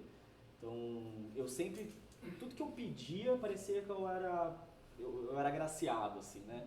Eu trabalhei no Itaú, foi uma das melhores empresas que eu já trabalhei, e quando eu não conseguia férias, a minha chefe me transferia para a agência de Ubatuba para eu ficar aqui o verão para trabalhar. Ai, que loucura. Ela era muito boa, né? Ela falava, não, pô, fica lá, fica 3 meses do verão lá, aproveita o verão lá. Então, mas, de novo, aí não é nem a empresa, né? Ela era um ser humano incrível. Ela veio do Unibanco, ela tinha 35 anos de banco, então a gestão ali dela, e aí isso só servia de exemplo, né? Eu falava, caraca, um dia se eu puder eu quero ser igual a ela, né? Em todos os sentidos. Aí também tive alguns que você pega como exemplo ruim, né? Você fala, nossa, isso aí eu não posso fazer, isso também não é muito legal, né? Então você vai adaptando e entendendo o que dá e o que não dá. E lá, a empresa de vocês, vocês têm, assim, uma porcentagem de funcionários que ficam lá por um bom tempo. Sim. Ou saem também, porque o pessoal falar que tem essa questão de manter o funcionário no local, né? A nossa maior dificuldade hoje lá é a criação desse plano de carreira. Né? Então a gente tem um plano de carreira, mas a gente entendeu que o plano de carreira muito a longo prazo não funciona para a nossa realidade. Então vou dar o exemplo do plano de carreira do Itaú que eu tinha. Então cada 5 anos eu mudava de cargo. Né? Então 5, 10, 15, 20, 25, 30, 30 anos numa empresa, isso é louco, quem quer ficar, ninguém aguenta. A gente entendeu que a galera jovem, de 18, 19 anos, o cara quer ser, cada 6 meses, ele quer ser transferido de cargo, nem que se aumente um pouquinho o salário, mas ele já tem mais responsabilidade. Então a gente diminuiu isso, tipo, a cada 6 meses tem meio que uma avaliação, e aí eu posso já pagar um pouco melhor ele e ele já vai subir um carguinho. Então eu tenho atendimento júnior, aí tem 2, 3, 4. Porque eu não tenho também muitos cargos, né? Aí tem um líder. Aí do líder eu posso transformar em subgerente, posso transformar em gerente. Então hoje eu não tenho nenhum gerente na loja. Eu não tenho ninguém que chegou no cargo nem de subgerente, eu tenho liderança. Todos esses líderes podem virar subgerente e depois eles podem virar gerente, conforme eles vão aprendendo. Então ontem eu peguei erro grave de planejamento de produção, por exemplo, da liderança de produção. E aí eu mostrei pra eles, isso foi um erro grave de planejamento. Se a gente erra isso aqui, é sorvete que pode ser descartado depois. Isso é dinheiro, isso é zero sustentável. Então, entende o impacto disso? Ah, entendi o impacto disso. Beleza. Aí ele sabe que ele não pode mais errar isso, porque senão ele vai perder a chance de virar um subgerente e depois virar um gerente. Então, essas responsabilidades a gente vai criando aos pouquinhos, mas a gente é muito novo ainda. Então, é uma coisa que a gente tem que... É muito aos poucos. O que a gente mais perde é o cargo de base. Então, é a pessoa é o auxiliar de limpeza, que aí ele consegue um melhor, que ele ganha às vezes R$200 a mais. Aí eu tento segurar, às vezes eu banco os 200, mas aí depois ele acha que é mais 200, e aí chega, puta, eu não consigo, entendeu? Chega um limite. E esse é um cargo que eu posso subir para um outro setor. Então, eu tenho 2 pessoas de limpeza na loja do Itaguá. Elas podem ir para outro setor. A gente tem 2 casos, tenho a dona Jo, né, que virou confeiteira já, e a Bianca também, confeiteira também. Então, 2 que eram da limpeza viraram confeiteiras. A Bianca já subiu 2 vezes de cargo. Ela já está com a gente há 3 anos. Então, pensa, em 3 anos ela subiu 2 vezes, ela está ganhando hoje pelo menos mais R$1.500 a mais, ou R$2.000 a mais para ganhar. Para a realidade dela e a realidade de Ubatuba, é um cargo, um salário bom. Né? E aí isso é o que ela disse na pesquisa de IPTW, não é o que eu acho. A importância de auditar, né? Porque senão eu falo, não, mas eu pago bem. Isso é você que está falando, né? Está saindo do seu bolso. Mas será que as pessoas acham isso? O nosso sorveteiro, 2 viagens internacionais no ano. Esses dias ele falou, pô, eu vou para Nova York agora em setembro. E ele falou, eu falei, caraca, a gente tá conseguindo viajar? Porque ele se organiza financeiramente, consegue guardar dinheiro e vai. Então, pô, que bom que o cara tá conseguindo, né? Então a gente consegue aos pouquinhos e aí a gente cria prêmios. Então o prêmio do Jim Rats a gente distribuiu R$1.500, por exemplo. Primeiro lugar ganhava R$500. Cumpriu 45 dias de exercício físico, R$500 na sua conta. A gente não é muito de dar, ganha um boné. Pô, a galera quer dinheiro, cara. Então a gente entende na nossa realidade financeira o que cabe. Era 500, 400, 300, 200 e 100. Aí eu comentei com a NutriSport, com o Rodrigo, ele falou, nossa, vamos dar um kit pra cada um, então, que eu adorei essa ideia. Deu mais um kit com whey, pasta de amendoim, não sei o que, tinha mais uns R$200 lá, né? Todo mundo ganhou o kit. Lançamos o 14º salário, que é avaliado em maio, eles ganham, avaliado em abril, eles ganham em maio, acho que é isso, né? Então a gente avalia em abril, fechou o 14º, eles podem ganhar até 150% do salário deles, cada um. Isso vai dar um investimento pra gente de quase R$80 mil no ano. Então, de novo, é grana na ponta, porque a gente entende que é isso, assim. Aí, beleza, vai diminuir margem de lucro? Vai diminuir. Trabalho outras formas de trazer mais lucro, né? Então, a gente lança o picolé agora na virada do ano para trazer mais faturamento, para conseguir continuar a fazer o negócio rodando. Então, o investimento na cozinha agora é um investimento robusto, de ampliação de 600 metros, 300 no térreo, 300 no piso superior, mais um investimento que vai trazer, a ideia é trazer, né, o planejamento é trazer mais faturamento para manter essas ações rodando, manter a marca sustentável e manter um ambiente mais saudável. Então, a gente está fazendo uma sala de TV para a galera poder descansar. Então, assim, tem um planejamento, a gente apresentou o projeto para eles, né? Olha, o que você acha do fluxo, né? Aí contratamos a Natália para fazer o fluxo operacional confortável, com altura confortável, com troca de calor confortável. Com tudo isso a gente pensa na ponta, porque a gente, eu já tive lá na cozinha, eu chegava às 6 da manhã e embora meia-noite, eu sei que eu passava de calor lá, entendeu? Então, isso que eu acho que é a importância da vivência, né? Você vive, você sente exatamente o que precisa, porque seria muito mais fácil eu contratar um sorveteiro, colocava 3 turnos, um de manhã, um de tarde, um de madrugada. Pronto, não precisa estar lá. Mas, no começo eu não sabia se a pessoa sabia, se dava para confiar, como é que eu vou abrir minha receita para esse cara, porque minha receita é meu segredo. Né? Então, tem todo um conglomerado de coisas que eu gosto de ir sempre pé no chão. Puxo muito arriscado, um avanço muito grande, assim, então a gente pensa. Esse projeto da cozinha está rodando desde 2023. A gente está há 2 anos fazendo o projeto. Poderia fazer assim, mas, cara, é muito complicado, é um investimento muito alto para errar. Já erramos muitas vezes, já contratamos muito profissional ruim e já pegou fogo, um exemplo simples, pegou fogo no disjuntor, na caixa inteira. Perdemos toda a fiação. Porque o profissional que fez era um profissional que não era capacitado para aquilo e ele falou pra gente que era. Então, assim, complicaçõezinhas mas segurar time é conversa mesmo, entender o que eles querem e não vai segurar todo mundo, não tem como.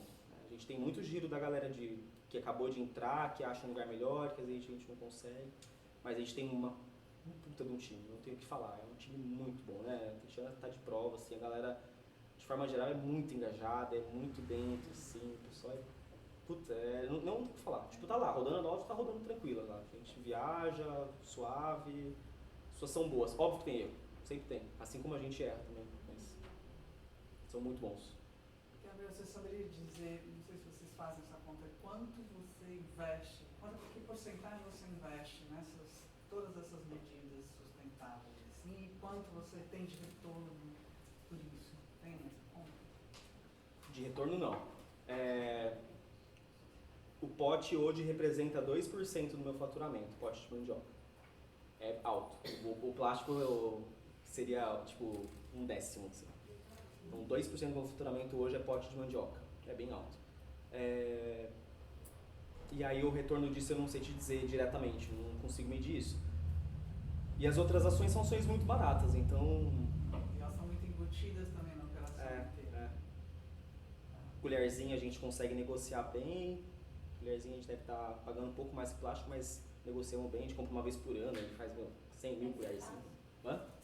10 centavos. Então, o conjunto quase R$1, né? O pote, então, como na casquinha, porque a casquinha você me paga, né? O pote eu te dou, quando você for lá. Gabriel, você falou que você não faz nenhuma ação pensando num retorno, mas você consegue medir o retorno que essas ações causam? Ações sustentáveis? Isso. Não. A única medida que a gente tem hoje de retorno, assim, o que a gente ouve é feedback da galera, né? Tipo, a avaliação por escrita mesmo, né? Olha, eu venho aqui porque eu sei que vocês se preocupam com a sustentabilidade. Eu sei, assim, em relação à embalagem de mandioca, foi bem divulgado, assim, né? Não sei se organicamente, do jeito que foi feito. Mas eu acho que se for fazer a conta do que é investido e do que teve de resultado de divulgação, talvez tenha tido seus ganhos. Eu sou meio desconfiado. Eu não acho que as pessoas eu não acho que a gente tem muita gente que compra por conta disso. Mas eu sei que tem gente que decide ir só por conta disso. Ficou confuso, não? Ficou confuso, né? Não deu pra entender. Deu pra entender? Tem gente que não liga, essa que é a realidade. Que eu lembro que você fez até uma postagem que tinha gente querendo comer, né? Esse vídeo foi doido, porque aí ele queria contratar a gente, o cara do Já Fui Mandioca queria contratar a gente pra fazer o planejamento dos vídeos dele. Porque foi o vídeo dele que mais bombou, foi esse. Que era a gente falando, olha, muita gente pergunta, inclusive depois eu recebi um outro cliente dele fez um vídeo parecido, porque as pessoas querem comer mesmo. As pessoas comem spot, essa que é a realidade. Ele não faz mal, porque ele é fécula de mandioca, mas ele não é liberado para ser um alimento, né? Então a gente não pode falar que ele é comestível. Até porque ele é manipulado com a mão, por fora, enfim. Mas a gente fez um vídeo explicando, olha, muita gente pergunta pra gente se é comestível, mas não é. Ele é biodegradável, mas ele não é comestível. Né? Então você pode tomar um sorvete e tal, joga no lixo orgânico e ele vai ter a destinação correta. Mas eu não consigo medir o retorno, não. Mas a gente tem bastante comentários, assim, é o que a gente escuta, né? E aí, quando eu tô lá na operação, a pessoa pega e fala, nossa, é mandioca. Isso é diariamente. Muita gente ainda não conhece, primeira vez lá, né? O cara pega e ele toma um susto. Aí ele pergunta se é comestível ou se não é. Mas Gabriel, a Santinho dá resultado? A Santinho dá resultado. Então eu acho que ela, quantitativamente você Sim. tem a resposta, qualitativamente você tem, Sim. mas quantitativamente tem também, porque o mais importante é ter essa cultura, esse pensamento, aplicar essas coisas que são fáceis, né? Uhum. E que dão trabalho. Sim. E aí você faz diferença. Então, desculpa fazer esse comentário, mas me Imagina. parece que quantitativamente a resposta é que sim. Dá resultado. Sim. Basta você encaixar. Com certeza você teve que fazer uma mágica, né? Vocês fazerem uma mágica para tirar de um lugar e encaixar uma embalagem mais cara. Perfeito. Então, eu diria que a Santin é sustentável e o pilar financeiro, de sustentabilidade para deixar isso de pé, também parece que funciona. Sim. Se a gente for comparar... É a cultura, é o multiplicar, é isso Sim. que eu acho que realmente Sim. fazer diferença. E quando a gente, ontem essa conversa com essa pessoa que trabalha com a gente, né, que é logística, ele falou, cara, eu queria entender, ele falou exatamente a sua pergunta, né, ele falou, eu queria entender qual que é o meu futuro aqui. Eu falei, eu vou te voltar a pergunta, o que você espera do seu futuro aqui, né, o que você quer? Porque é fácil ele perguntar para a empresa o que a empresa oferece para ele, mas eu também quero entender o que ele quer, o que ele espera, o que ele espera dele mesmo. A gente começou a entender alguns caminhos possíveis, e ele falou, puta, eu queria fazer um curso de tal coisa, será que você consegue me ajudar a bancar? Eu falei, cara, me traz a demanda, vamos estudar, óbvio que sim, né? Isso é uma coisa nossa também, se trouxer uma coisa que a gente pode te ajudar. E aí pensando nisso, antigamente, quando a gente virou a marca, eram 2 funcionários, né? A gente está com 35, 4 anos depois, né? Mais 10 pessoas prestando serviço. É muita diferença, né? Comparando faturamento, é muita diferença. E comparando margem de lucro, é muita diferença.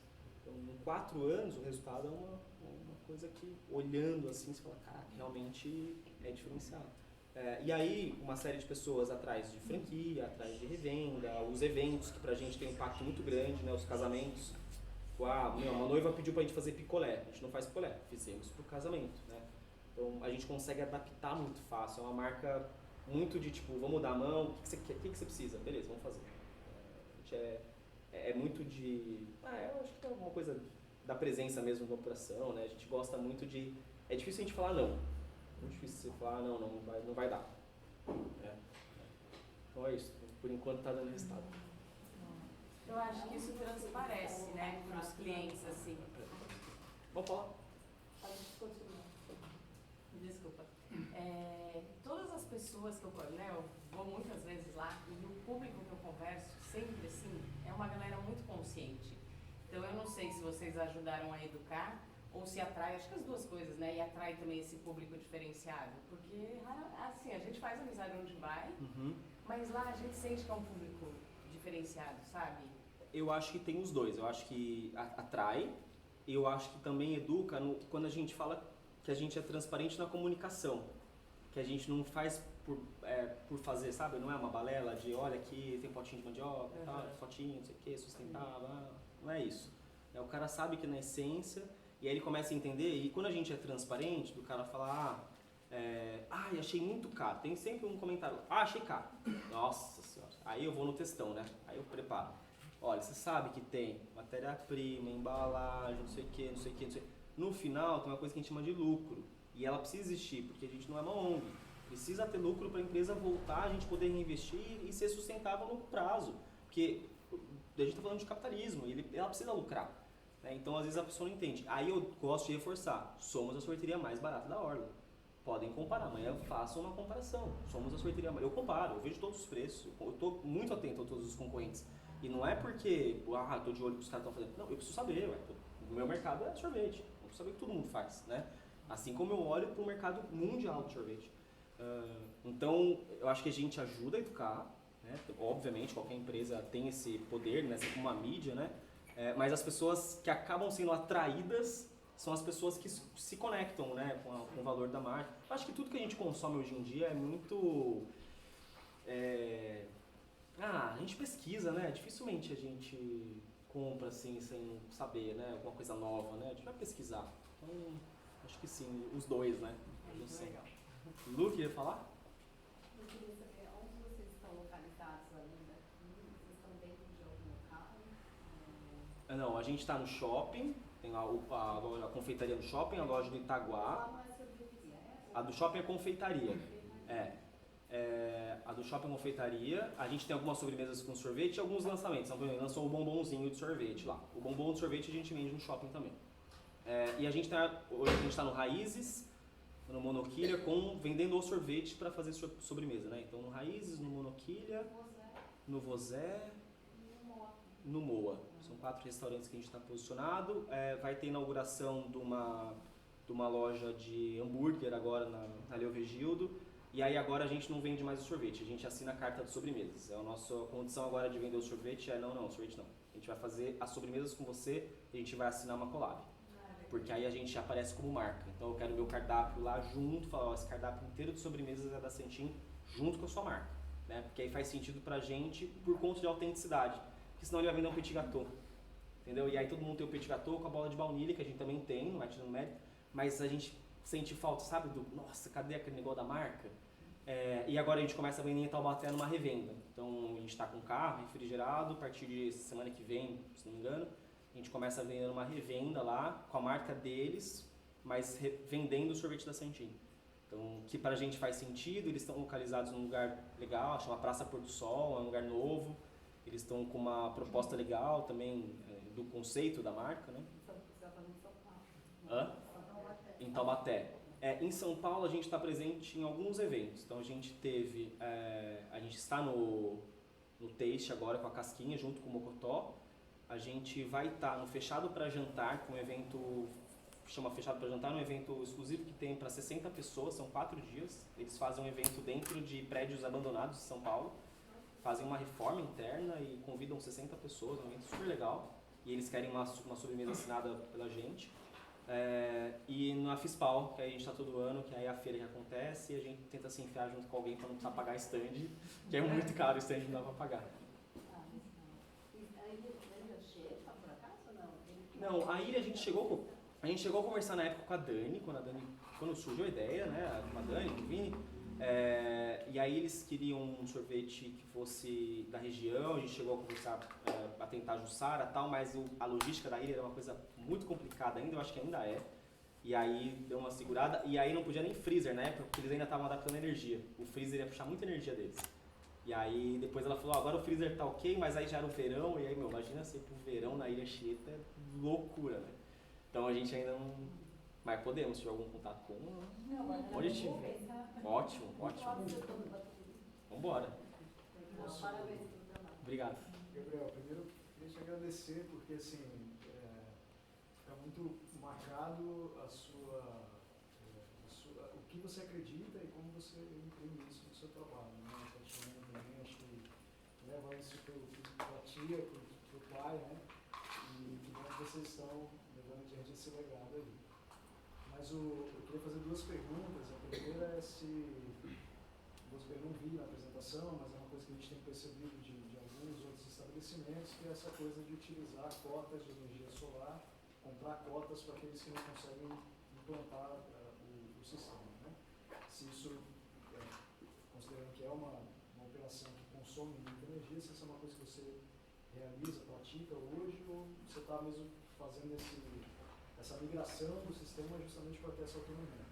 E a outra questão que eu fiquei pensando aqui quando você foi falando dessa estratégia de ampliação, né, com exceção dessas intervenções pontuais, é que quando você começa a crescer, e aí é muito claro para a gente, porque a gente te conhece, entende, né, a relação que você tem com o local, essa ideia de garantir as práticas sustentáveis e pensar no futuro de Ubatuba e pensar no que significa para as pessoas, mas conforme você cresce, você vai alcançar outros centros consumidores e pontos, estabelecimentos que de alguma forma precisam ou comunicar ou levar um pouco essa inspiração de sustentabilidade, né? Então, assim, acho que é uma coisa que chegar em determinados locais vão exigir, né, práticas também que sejam identificadas com o que você pratica aqui, mas se isso é uma preocupação que você já tem, ou se é algo que você, enfim, pode definir o rumo, por exemplo, da sua estratégia de integração. Quer responder a primeira? A gente tem sim, tem uma empresa que chama Matrix Energia, então a gente se associou a eles, inclusive a gente compartilhou com restaurantes e outros lugares também fecharam com eles. Então hoje a nossa energia ela é renovável, claro que no mundo físico, né, a energia acaba sendo gerada no mesmo lugar, não muda, mas na prática a gente consome uma energia renovável sim, e aí a gente tem 10% de desconto então vinha 10 mil reais, agora vem 9 mil. Fatura de energia. Então é exatamente o que você falou, né? Uma cooperativa, tem uma fazenda solar lá gerando energia, ela injeta essa energia lá na rede elétrica, no lugar que ela está lá, e a gente está comprando essa energia. No mundo físico, né, chega aqui pela Electro da mesma forma, mas no mundo fictício contratual a gente tem essa energia renovável. Matrix Energia, se alguém quiser apontar alguma coisa, faça. E respondendo a segunda, eu vou dar o exemplo de Taubaté. Mínimo para a gente poder vender para ele era o pote de mandioca. Obrigado, quase que uma venda casada, né? Então, ó, se você poder vender nosso sorvete. o mínimo que você tem que ter é o pote de mandioca. E aí a gente vai se adaptando, e aí a gente tem um contrato que a gente pode, se a gente entender que qualquer atitude ou ação dele que não reflete com as nossas, a gente interrompe o fornecimento do sorvete. Então esse contrato ele já está assinado, inclusive. Precisa estar muito de acordo com os nossos valores, até porque, de novo, não adianta nada a gente vender, e aí no final das contas isso não ser sustentável, né? Porque a gente entende que a empresa dele vai durar se ele tiver também com valores que sejam bons valores, né? Que pra gente são inegociáveis, né? Quando a gente fala de valor, pra gente é uma coisa realmente inegociável. É isso. Vamos lá, gente. Então, a gente queria super te agradecer. Eu que agradeço. Vez, né? Uma oportunidade incrível, muito alinhada com o que a gente espera mesmo promover, né? Que você já faz. Acho que é um exemplo que pode ser seguido por todos nós de diferentes formas, né? A gente tem feito aqui várias demonstrações disso, né? A gente tem um espaço que vem recolhendo resíduos, pilha, tampinhas, papel, papelão e tal. A gente tem postagem lá no fundo, a gente já tem placa de energia solar, conseguimos instalar tem um mês. Nós estamos ouvindo muito disso, né? Dos outros estabelecimentos e pensando que a gente pode compor um manual de boas práticas e oferecer isso de uma maneira mais estruturada, né? Para que outros empreendimentos também possam estar aderindo a essas práticas de uma maneira muito concreta, muito objetiva, da forma como você exemplifica, assim, super, muito de boa, né? Muito imbricado, né? Que só demonstra isso. Bom, se a Santinha existe e funciona,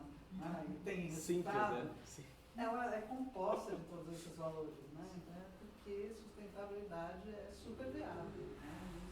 Só agrega. Então, mas parabéns. Obrigado. Mais uma vez, vocês, né? Vocês dois e toda a equipe. E muito obrigado, né?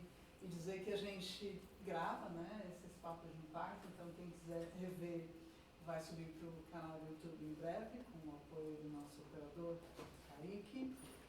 Para quem não pôde assistir, vocês quiserem, né, divulgar, a gente pede essa ajuda também. E o próximo Papo de Impacto já está previsto, é dia 10 de julho, então eu já queria convidar todos vocês para voltarem. Dessa vez a gente